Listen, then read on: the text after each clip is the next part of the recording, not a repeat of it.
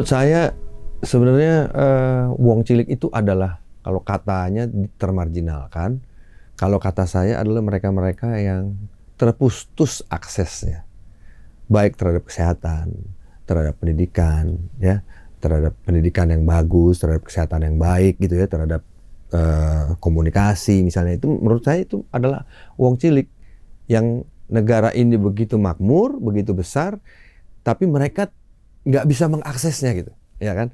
Ketika sakit nggak bisa mengakses BPJS seperti apa. Mereka tidak mampu, tapi nggak punya KIP. Nah itu menurut saya orang-orang yang wong cilik itu ya, terputus aksesnya, sehingga semua anggota dewan ini punya tugas sebenarnya menyambungkan aksesnya, menjadi jembatan, menjadi solusi buat terputusnya akses tersebut gitu. Jadi mereka nggak bisa sekolah, nggak bisa ke rumah sakit untuk berobat kalau sakit, apalagi ada pengobatan gratis lewat BPJS dari pemerintah. Nah, mereka harus bisa mengakses segala kebutuhan-kebutuhan yang hari ini mereka butuhkan. Sebenarnya itulah sebenarnya wong cilik yang harus kita bantu. Itu loh. Kalau narasi wong cilik kan sebenarnya berasal dari Bung Karno ya. Bung Karno ketika ketemu seorang petani ya di daerah Jawa Barat, yang petani itu namanya Pak Marhein. Nah kalau kita melihat realitasnya, memang PDI Perjuangan partainya wong cilik. Sehingga pendukung-pendukung utama dari PDI Perjuangan adalah memang orang-orang di lapisan masyarakat yang paling bawah. Kalau kita lihat ya, bahkan pengurus partai dari level anak ranting, kemudian anak cabang, sampai seterusnya sampai ke DPP, itu paling banyak adalah lulusan SD atau kurang dari lulusan SD. Ya, itu hampir 76%. Sehingga memang ini adalah partainya wong cilik. Maka semangat untuk membela wong cilik itu yang digemakan terus oleh PDI Perjuangan, sehingga seorang kader ideologis PDI Perjuangan harus bisa mencerminkan itu, membela wong cilik. Nah, di dalam konsep membela wong cilik ini bukan berarti yang kaya dimusuhi. Ini orang menurut saya sering salah tafsir loh. Ketika kita membela wong cilik, yang kaya harus dimusuhin. No, tidak. Yang kaya didukung supaya yang kaya ini mampu bersaing dengan orang-orang kaya dari negara-negara yang lain. Tetapi clear bahwa negara hadir, partai hadir membela wong cilik, sehingga yang kecil ini tidak dilindas oleh kapitalisme. Nah ini saya jalankan di dapil. Ya.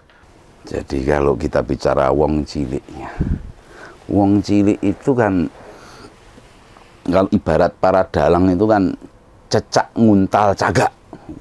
Tahu cecak nggak? Nguntal cagak, mangan cagak kan itu. Muspro toh, sia-sia toh, nggak mungkin toh.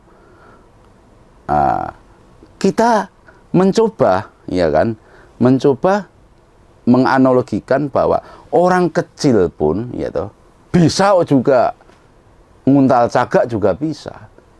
Wong cilik ini kan orang yang memang mempunyai sebuah kekuatan. Wong cilik ini mempunyai sebuah daya tarik yang luar biasa. Ketika mereka terkumpulkan, ketika mereka bersatu, ketika mereka menyatukan seluruh energinya, mereka bisa kok meraih segala hal yang mustahil kita dapatkan. Sehingga wong cilik ini ya semua yang ada di lapisan masyarakat ya wong cilik semua gitu loh Mas. Mau bicara petani, mau bicara nelayan, mau bicara buruh, mau bicara tukang parkir, mau bicara ojek, ya kan. Kita bicara standar kan, sandang pangan papan. Pangannya aja belum bisa, ya itu termasuk kategori wong cilik. Ya kan, sandang pangan papan, ya kan. Pangannya aja belum tercukupi. Hari ini mangan, besok nggak mangan, ya kan. Nah, ini wong cilik yang harus kita angkat. Bagaimana kemudian mereka bisa sejahtera dan mesejahterakan sekitarnya. Nah, itu harapan kita seperti itu, Mas. Kalau yang uang cilik tapi sudah bisa mandiri gitu ya, ya kita tetap bisa uang cilik tapi kita bantu. Tapi mereka biasanya sudah ngerti apa yang harus mereka lakukan. They know where the access is. Mereka tahu, oh saya mesti mengakses ini ke kantor kelurahan. Yang bingung kan, Pak saya nggak punya KIP Pak, katanya gitu. Ini kita pendukungnya partai pemerintah tapi malah nggak punya KIP gitu. Ya benar-benar orang nggak punya. Suaminya kerja serabutan, istrinya di rumah aja, anaknya 4. Nah gitu kan. Tapi kok nggak punya data keluarganya nggak masuk di dalam data terpadu kesejahteraan sosial atau DTKS. Nah ini yang perlu kita sambungkan, akseskan. Bukan hanya mereka loh, maksud saya yang karena pendukung kita, tapi banyak lagi yang lain. Tapi kan saya terhubung dengan mereka-mereka yang selama ini merasa bahwa mereka adalah kader, simpatisan PDI Perjuangan dan Pak Jokowi gitu.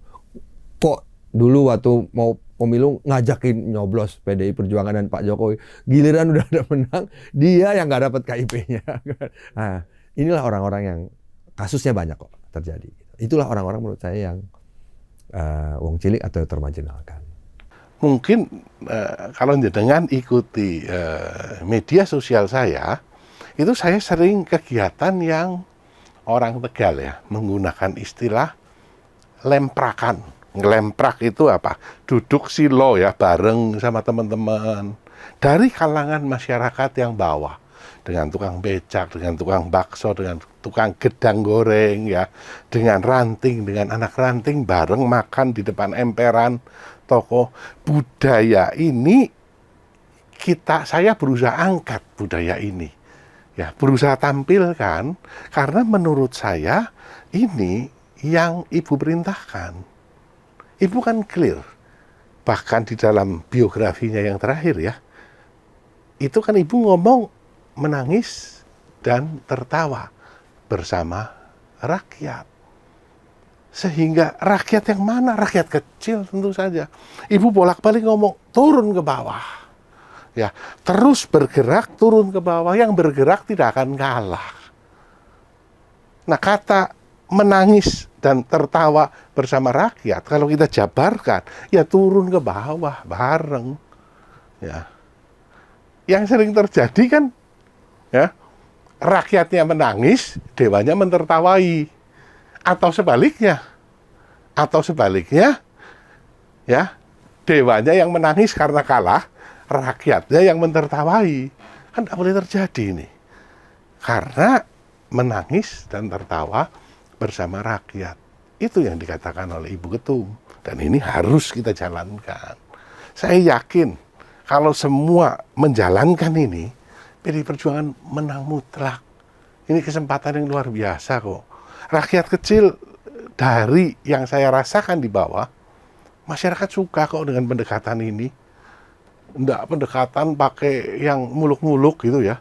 Tapi benar-benar turun ke bawah, terjun bareng sama mereka. Itu disukai kok oleh mereka.